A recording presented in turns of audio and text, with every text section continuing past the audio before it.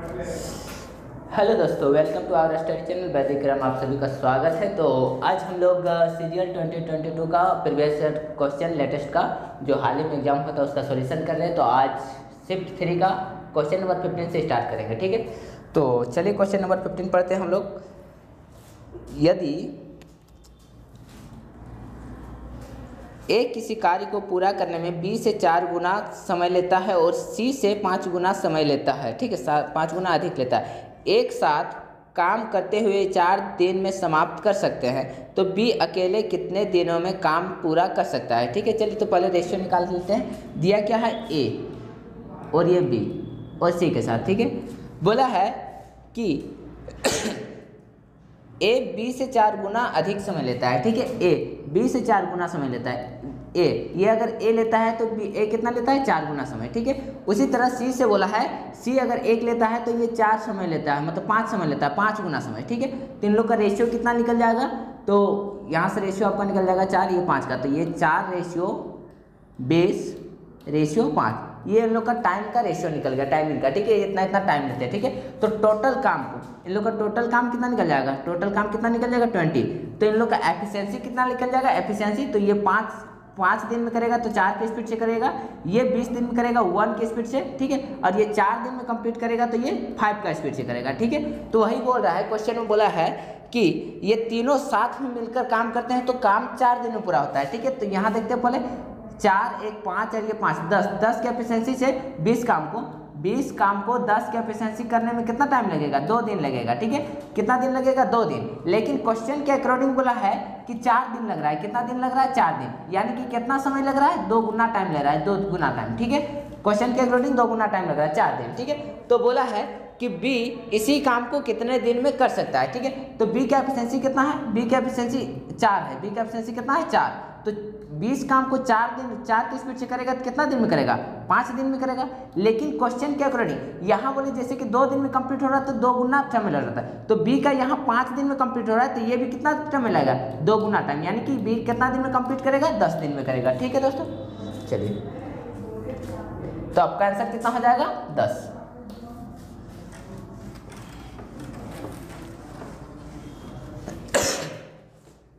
चलिए तो हम लोग नेक्स्ट क्वेश्चन पढ़ते हैं, क्वेश्चन नंबर 16, ठीक है।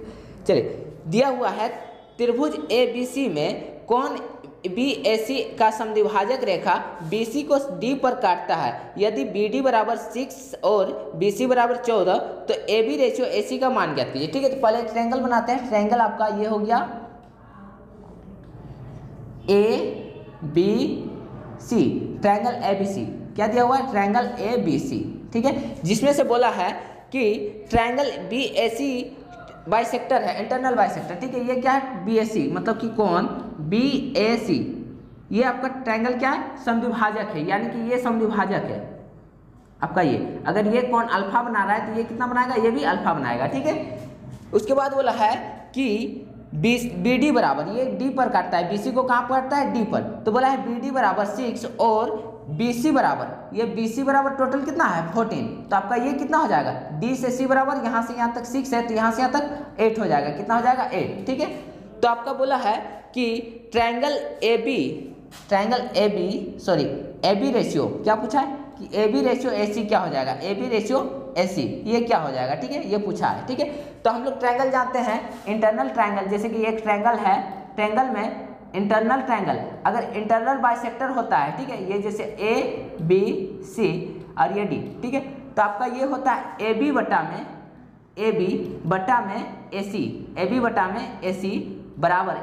AC बराबर हो जाएगा BD बटा में DC आपका हो जाएगा, ठीक है। ये आपका थ्योरम है, ठीक है, डायरेक्ट थ्योरम, तो वही पूछा हुआ है। तो यहाँ AB क्या हो जाएगा, AB बटा में AC बराबर कितना हो जाएगा, BD बटा में DC, ठीक है। तो BD आपका कितना दिया हुआ 6 और यहाँ DC कितना दिया हुआ 8, ठीक है। तो ये आपका 3 से 2 से कटेगा, 2 3 6 2 4 8, यानी कि आपका रेशियो कितना हो जाएगा, 3:4, ठीक है। आपका आंसर क्या हो जाएगा, 3:4। चलिए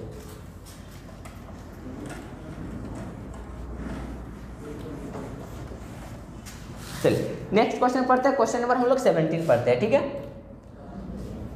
दिया हुआ है एक महिला का व्यय और बचत का अनुपात 5:1 है, ठीक है। ये हो गया आपका क्या, इनकम, एक्सपेंडिचर और सेविंग, ठीक है। तो आपका एक्सपेंडिचर और सेविंग का रेशियो दिया हुआ है 5:1, तो इसका इनकम कितना हो जाएगा, इनकम आप इसका कितना हो जाएगा 6, ठीक है। 5 खर्चा करता है, बचाता कितना है वो 1, तो इसका इनकम कितना हो जाएगा 6, ठीक है। फिर क्वेश्चन में आगे बोला है यदि उसकी आय और व्यय में क्रमशः 10% और 20% की वृद्धि की जाती है, ठीक है। मतलब कि इसका इनकम में कितना वृद्धि की जाती है 10% यानी कि 1.1 गुना, ठीक है। यानी कितना हो जाएगा 6.6, ठीक है। इनकम बढ़ के कितना हो जाएगा 6.6, कब 10.10 बढ़ जाता है तो 1.1, ठीक है। फिर बोला है कि इसकी खर्चा में कितना परसेंट की वृद्धि की जाती है 20%, तो इसका 20% की वृद्धि होता है कितना परसेंट 20%, यानी कि 1.2 गुना, कितना 1.2 गुना, यानी कितना हो जाएगा 6, ठीक है। एक्सपेंडिचर बढ़ के कितना हो जाएगा 6। तो बोला है कि इसका सेविंग में कितना परसेंट की कितना प्रतिशत चेंज हुआ है, ठीक है। तो देखिए इसका इनकम अभी कितना है 6.6, खर्चा कितना हो रहा है 6, ठीक है। तो इसका बच कितना रहा 0.6 बच रहा है, अभी कितना इनकम बच रहा है सेविंग 0.6। तो बोल रहा है कि कितना प्रतिशत उसका अभी चेंज है, ठीक है। तो पहले कितना बचाता था 1, अभी कितना बचा रहा है 0.6, ठीक है। तो हम लोग इसका रेशियो ले लेंगे तो ये क्या हो जाएगा, ये यहाँ पॉइंट इसको हटाएंगे तो यहाँ 10 आ जाएगा, यानी कि 10 में से 6 हो गया, कितना पहले 10 बचा रहा था, अभी कितना बचा रहा है 6, यानी कि 4 का चेंज हो गया है, 4 का किसमें से 10 में से, तो कितना परसेंट 100%, यहाँ से निकालेंगे तो आप कितना निकल जाएगा 40%, यानी कि उसका अभी कितना परसेंट चेंज हो गया 40%, यानी कि 40% डिक्रीज हो गया है। चलिए ठीक है,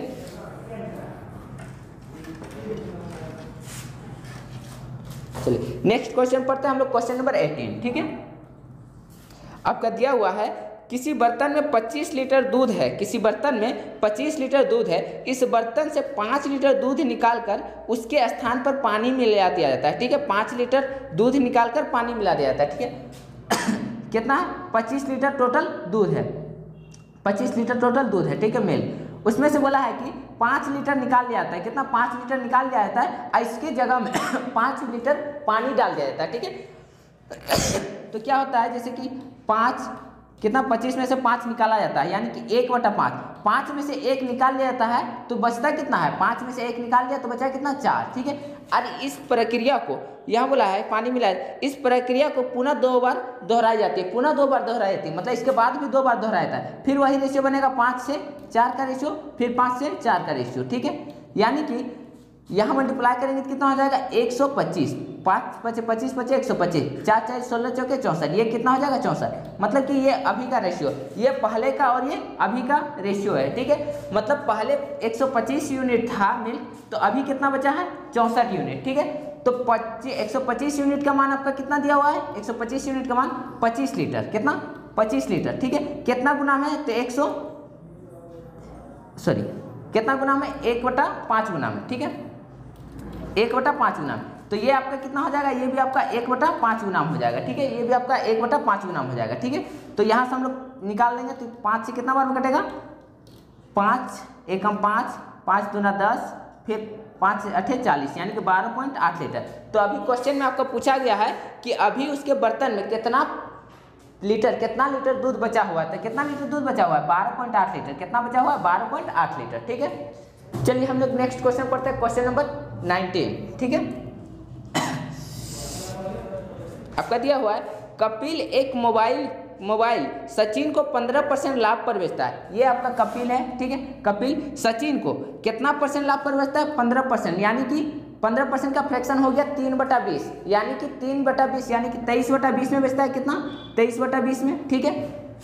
उसके बाद बोला कि सचिन पुनः उसे रोहित को बेच देता है 12% लाभ पर, 12% का फ्रैक्शन हो गया आपका 3/25, यानी कि 3 का लाभ 25 में, यानी कि 28/25 में बेच दिया, कितना 28/25 में, ठीक है।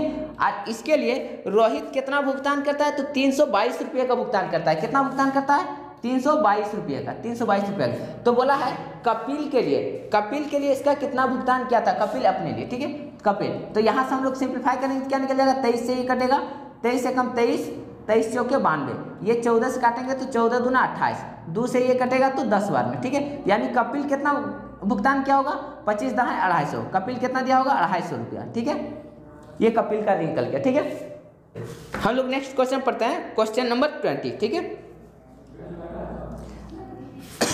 आपका दिया हुआ है, नीचे दी गई तालिका में 6 वर्षों में 2 कंपनियों ने C1 तथा C2 की आय को दर्शाती है, C1 और C2 की आय को दर्शाती है, ठीक है, जिसमें से बोला है, क्वेश्चन बोला है कि निम्नलिखित में से कौन सा कथन सही नहीं है, ठीक है। तो बोला है कथन एक में आपका दिया हुआ है, बोला है कि वर्ष P C1 की आय आपका दिया हुआ है P में, वर्ष P में आपका C1 की आय दिया हुआ है 750, कितना 750, ठीक है। उसके बाद बोला है कि वर्ष Q में C2 की आय, वर्ष Q में C2 का आय कितना दिया हुआ है वर्ष 2 में 250, ठीक है, कितना 250। बोला है कि P1 में P में C1 की आय और वर्ष Q में C2 की आय का 33.33% है, ठीक है। तो इसका रेशियो निकाल लेंगे तो ये कितना निकल जाएगा 1 और ये 3 का, मतलब C2 का ये कितना परसेंट है, C2 का ये 300% है, कितना 300%, ठीक है। तो ये आपका जो कथन दिया हुआ है, ये फर्स्ट कथन आपका क्या होगा, गलत हो जाएगा, ठीक है। उसके बाद सेकंड कथन में आपका दिया हुआ है वर्ष T में C1 तथा C2 की औसत आय 400 है, ठीक है। C1 में आय कितना है, C1 में आपका कितना दिया हुआ है 530 और C2 में आपका दिया हुआ है 270। तो बोला है कि इसका एवरेज 400 है, तो हम लोग यहाँ से एवरेज निकाल देंगे तो कितना निकल जाएगा, ये बटा में 2 यानी कि 800 बटा में 2 यानी कि 400। तो ये आपका कथन क्या दिया हुआ है, कथन ये सही है, ठीक है, ये कथन दूसरा कथन सही है। तो क्वेश्चन में आपका बोला कि निम्नलिखित में से कौन सा कथन सही नहीं है, तो आपका कौन सा कथन सही नहीं है, 1, यानी कि आपका आंसर हो जाएगा कथन 1, ठीक है। चलिए हम लोग नेक्स्ट क्वेश्चन पढ़ते हैं, क्वेश्चन नंबर 21, ठीक है। आपका दिया हुआ है x + y = 36, x + y = 36, ठीक है। तो क्वेश्चन में पूछा है कि x - 27 का होल क्यूब प्लस y - 9 का होल क्यूब, ये बराबर क्या हो जाएगा, ये निकालने बोला है, ठीक है। तो यहाँ से हम लोग डायरेक्टली पुट कर सकते हैं, जैसे कि अगर वैल्यू पुटिंग करते हैं, जैसे कि 27 + 9, तो यहाँ x बराबर कितना रखेंगे 27 माइनस 27 कितना हो जाएगा 0, प्लस अगर यहाँ y = 9 पुट करते हैं तो y = 9 - 9 = 0, यानी कि आपका कितना आंसर हो जाएगा 0, ठीक है। इसको बनाते कैसे हैं, तो ये आपका हो जाता है जैसे कि ये a और ये b, ठीक है। तो आपका क्या फॉर्मूला आ जाएगा AQ + BQ, ठीक है। AQ + BQ का फॉर्मूला क्या हो जाता है A + B × A² - AB + B² हो जाता है, क्या हो जाता है A² - AB + B² हो जाता है, ठीक है। तो हम लोग A + B क्या है, A = कितना है x - 27, हम लोग करेंगे x - 27 प्लस में क्या हो जाएगा y - 9, उसके बाद यहाँ क्या आ जाएगा, क्या समथिंग आ जाएगा, फिर इसको जोड़ेंगे तो क्या हो जाएगा x + y - 36, ठीक है। उसके बाद x + y = आपका कितना दिया हुआ है 36, यानी कि 36 माइनस 36 की जगह तो आपका कितना हो जाएगा 0, जो कि 0 आपका इधर मल्टीप्लाई हो जाएगा तो टोटल कितना कर देगा 0, यानी कि आपका आंसर यहाँ से भी आपका 0 आ जाएगा, ठीक है। चलिए हम लोग नेक्स्ट क्वेश्चन पढ़ते हैं, क्वेश्चन नंबर 22। क्वेश्चन नंबर 22 में आपका दिया हुआ है, दिए गए बार ग्राफ 2003 के दौरान विभिन्न व्यय शीर्षों के तहत एक कंपनी के व्यय का प्रतिशत वितरण को दर्शाता है, ठीक है। जिसमें से बोला है यदि ऋण पर ब्याज की राशि 3.15 करोड़ है, ऋण पर, ठीक है, कितना करोड़ है 3.15 करोड़, ये आपका ऋण पर ब्याज है, ठीक है, ऋण पर है, ठीक है, ऋण पर ब्याज की राशि है। तो बोला है वेतन करो और बुनियादी ढांचे पर व्यय की कुल राशि ज्ञात कीजिए, ठीक है। तो आपका ऋण पर यहाँ दिया हुआ है कितना 17.5 यूनिट, कितना 17.5 यूनिट, इसका मान कितना दिया हुआ है 3.15 करोड़, कितना दिया हुआ है 3.15 करोड़, ठीक है। तो आपका जैसे कि पूछा है वेतन, ये वेतन में आपका दिया हुआ है 20 यूनिट प्लस कर में आपका दिया हुआ है 10 यूनिट प्लस आपका बुनियादी ढांचा में दिया हुआ है 20 यूनिट तो बोला है कि इस पर ब्याज की राशि कितना होगा, तो यहाँ कितना यूनिट हो रहा है टोटल 50 यूनिट, ठीक है, कितना 50 यूनिट, 20 10 30 30 और 20 50 यूनिट, ठीक है। बोला है 17.5 यूनिट के लिए कितना करोड़ हो रहा है, 3.15 करोड़, तो 50 यूनिट के लिए कितना हो जाएगा, 50 मल्टीप्लाई कर देंगे और 17.5 से डिवाइड कर देंगे, ठीक है। यहाँ से आप पॉइंट हटाते हैं तो आपका कितना आ जाएगा, नीचे 100 आ जाएगा, यहाँ हटाते हैं तो ऊपर में एक 0 आ जाएगा, ठीक है। यहाँ से ये 2 0 कटेगा, यहाँ से इसके 5 से इसको काटेंगे तो 5 से 5 तिया 15, 5 तिया 15 और 5 5 25, ठीक है। ये 35 से आपका कट जाएगा कितना बार में, 9 बार में, यानी कि 50 यूनिट का मान कितना मिलेगा आपका 9 करोड़, कितना मिलेगा 9 करोड़, ठीक है। चलिए आइए हम लोग क्वेश्चन नंबर 23 देखते हैं, ठीक है। क्वेश्चन नंबर 23 आपका दिया हुआ है y + 1/y = 3, ठीक है। आपका पूछा है 1/y³ + y³ + 2 का मान क्या हो जाएगा, ठीक है। इसको अरेंज कर लेंगे तो क्या हो जाएगा, y³ + 1/y³ + 2 का मान क्या हो जाएगा, ये पूछा है आपका, ठीक है। तो हम लोग यहाँ से निकाल सकते हैं, जैसे कि होता है x + 1/x = p, ठीक है। तो आप निकालते हैं इसका, जैसे कि x³ + 1/x³ = होता है p³ - 3p, ये आपका फॉर्मूला होता है, ठीक है, डायरेक्टली, ठीक है। तो आप लोग यहाँ से निकाल सकते हैं y³ + 1/y³ = कितना हो जाएगा, p = हम लोग क्या मान लिए 3 हो जाएगा, तो 3 का क्यूब कितना हो जाएगा 27 - 3p, 3p यानी कि 3 तिया 9, कितना घट जाएगा 9, यानी कि y³ + 1/y³ = कितना आ जाएगा 18, यानी कि इसका वैल्यू कितना आ गया आपका 18 प्लस में 2, तो आपका इसका मान टोटल कितना निकल जाएगा 20, आपका आंसर कितना हो जाएगा 20, ठीक है।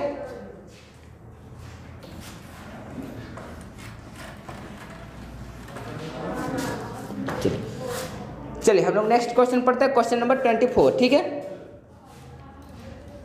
आपका दिया हुआ है एक 13 सेंटीमीटर त्रिज्या वाले ठोस धात्विक गोले को पिघलाकर एक शंकु का आकार दिया जाता है, जिसमें आधार का व्यास 13 सेंटीमीटर है, तो शंकु की ऊंचाई ज्ञात कीजिए, ठीक है। तो एक गोला जिसका त्रिज्या क्या है, गोला का त्रिज्या बोला है कि 13 सेंटीमीटर है, तो गोला का आयतन क्या होता है 4/3 पाई r³, गोले का त्रिज्या दिया हुआ 13 सेंटीमीटर, यानी कि 13 का क्यूब, यानी 13 × 13 × 13 बराबर किसके बराबर ढाला जाता है, तो शंकु के आकार में डाला जाता है, यानी कि शंकु का आयतन क्या होता है 1/3 पाई r²h। तो r आपका दिया हुआ है, इसमें शंकु का 13/2 व्यास दिया हुआ है 13 सेंटीमीटर, तो उसका रेडियस कितना हो जाएगा 13/2, यानी कि 13/2 मल्टीप्लाई 13/2, इसका हाइट पूछा, हाइट यानी कि h, ठीक है।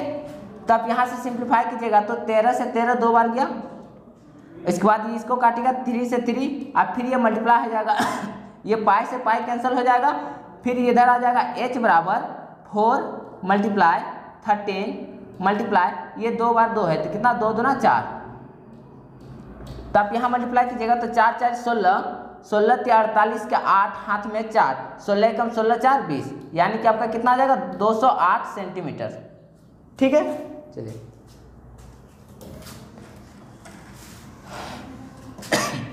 चलिए क्वेश्चन नंबर हम लोग पढ़ते हैं 25, जो कि शिफ्ट 3 का लास्ट क्वेश्चन है, ठीक है। चलिए आइए तो पढ़ते हैं 18 सेंटीमीटर व्यास वाले किसी तांबे के एक गोले से, ठीक है, 18 सेंटीमीटर व्यास, कितना 18 सेंटीमीटर, यानी कि 2 से डिवाइड कर देंगे तो इसका रेडियस कितना निकल जाएगा 9 सेंटीमीटर, कितना 9 सेंटीमीटर, ठीक है। ये गोले का रेडियस है, जिसमें से बोला है कि 6 mm, कितना 6 mm वाला 6 mm के एक तार का निर्माण किया जाता है, 6 mm व्यास वाले एक तार का निर्माण किया जाता है, तो यहाँ कितना हो जाएगा रेडियस 3 mm, कितना 3 mm, ठीक है। इसका तार का निर्माण किया जाता है, तार यानी कि ये एक बेलन का आकार ले लेता है, क्या ले लेता है एक बेलन का आकार, ठीक है। तो ये गोले का आयतन क्या हो जाएगा 4/3 पाई r³ यानी कि 9 का क्यूब, यानी कि 9 × 9, ठीक है। फिर यहाँ से बोला है कि एक बेलन, मतलब ये तार निकाला जाता है, तार, तो तार बनाया जाता है, तार किसके आकार का होता है बेलन का आकार का, तो बेलन का आयतन क्या होता है पाई r²h, यानी कि पाई r कितना है आपका 3 mm, यानी कि 3 × इसकी लंबाई, यानी कि हाइट पूछा है इसका, तो हाइट कितना हो जाएगा ये निकालना है, ठीक है। तो आपका यहाँ से निकल जाएगा 3 × 9, 9 आपका कैंसिल हो जाएगा, फिर यहाँ से 3 काटिएगा, 3 तिया 9, ठीक है। पाई से पाई कैंसिल हो जाएगा, तो आपका h बराबर कितना हो जाएगा, 4 तिया 12 9 108, 108, ठीक। तो ये होता है, जैसे देखिए ये सेंटीमीटर में आपका दिया हुआ था, ये सेंटीमीटर में, ठीक है, और ये mm में है, ठीक है। तो 1 सेंटीमीटर बराबर 10 mm, यानी कि ये 3 बार मल्टीप्लाई हुआ है तो कितना हो जाएगा, ये 108,000 mm हो जाएगा, कितना, 108,000 mm, ठीक है।